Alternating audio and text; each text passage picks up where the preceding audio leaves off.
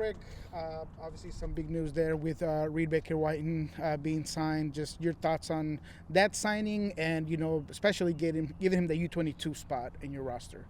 Yeah, I mean, look, Reed's done the work. He's obviously developed well. We think he's got more to give, and that's what the contract signifies. Is he's shown us quite a bit, but we think the upside is still a little bit untapped with him. We've had those conversations, so over the next couple of years, we expect a pretty big jump.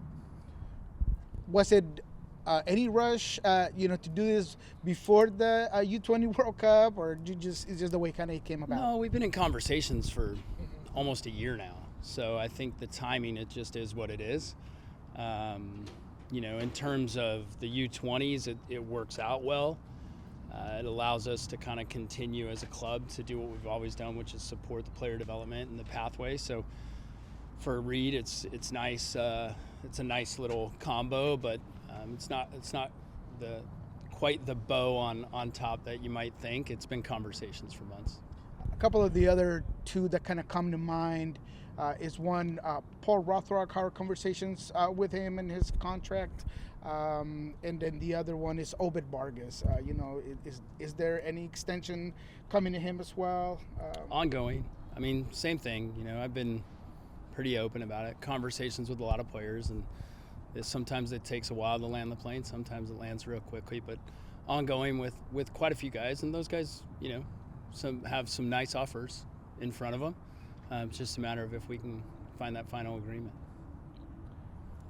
As far as the getting, I don't know if they've already asked you, but getting Reed done before the U-20 World Cup. Yeah. Okay. I mean, it's been ongoing for months and months and months, the conversation. So it just kind of happens to line up in terms of timing, but there's no direct correlation other than it got done.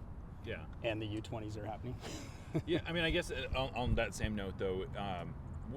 I know at one point there was a lot of talk about Reed, interest from overseas, and I'm just curious what that, how you communicated his vision of where he wants to go, and if this is sort of, you guys see this more of a long-term situation. Yeah, I think you'd have to go back to whoever was talking about that, because I don't think it was me. Obviously, this team prides themselves on, getting the Obeds and the Reeds, and now being able to reward those guys. How fulfilling is that for the overall operation here for the Sounders? It's nice. It's not nice in terms when you lose players. It's never nice. Doesn't matter what competition they're going to.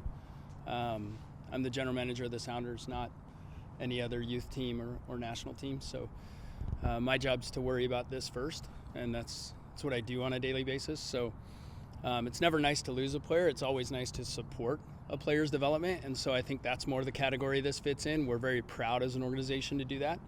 We've always been consistent in the way we do that, and so I think it's a matter of being consistent, staying consistent with who we are. But yeah, it's when I put that GM hat back on, it's a bit concerning. Obed Vargas obviously going into the U-20s. Your thoughts on that, and are you surprised that maybe he's done more in the conversation for the senior national team as well? I mean, it just seems like he has the goods to be there. I think you've got to ask the Mexican Federation on that. That's not for me to answer. Obviously, you win Leagues Cup. Just your overall feelings after, this roster that you've put together is able to make it there, beat Messi, in Inter Miami, a team that's kind of thought about as this checkbook, right? Just be able to buy whoever they want. Yeah, I mean, I've talked about it frequently over the last couple of weeks. I think winning Leagues Cup's great for the club. Obviously, we're the only club that has every trophy now. That's a huge accomplishment, but in our world, you move on quickly when you need to move on quickly. We've already not gotten a couple results since then. And so the focus is back on league and back on the next thing we want to accomplish, which is to hold one more trophy up this year. Thinking about Reed's future at the club, you guys have put him, in the back line and also up a line. Where do you kind of see his more permanent role on the team? Where I see it and where the coaching staff sees it could be a little different, but the coaching staff decides who plays and where. So I think you're going to be way more beneficial answer to ask Brian that one. But anywhere in the flanks, I think, is where we're most comfortable. The one thing I think we all agree on is it's probably not central. But he's pretty comfortable on both sides, advanced and withdrawn. So I think a lot of it, too, in MLS depends on how you're building the roster and how you can sustain roster management over the years. And so year-over-year planning will have a lot to do with where his opportunities are, too. You know, Last couple questions, guys. Reed was one of the youngest players to make his MLS debut. Mm-hmm. He's now been a pro. I think this is his 5th season.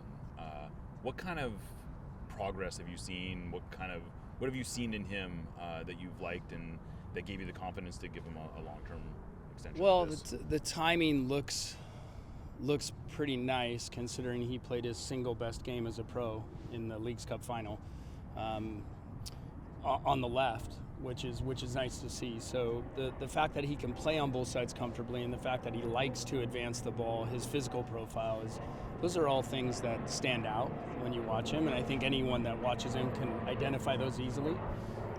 Now it's a matter for Reed of really putting a stamp on one position himself and then owning it and defending it and making sure it's his. When you look at this Last roster and so many players that have options for next year, at this moment in time, although it's early, do you see a lot of turnover? Do you see this team, this core group staying together? Like, what do you see there? Well, the biggest challenge when you have a group like this with a lot of guys that have, in theory, from the outside looking in, overachieved, certainly on paper from the outside, people not knowing what we know about these guys, is values go up and perceived values goes up, and frankly, a lot of interest level goes up. So we'll have to weigh options. We'll have to weigh offers when we get them. We will receive offers this year based on the way that our team's performed, and if we continue to perform the way we have down the stretch, I think it'll pique interest even more. So there'll be a lot of conversations about who stays, who goes, and I think the difference this year, most of anyone going out will most likely be going out on a transfer. Thank you, guys. Yep. Thanks, Greg. You got it.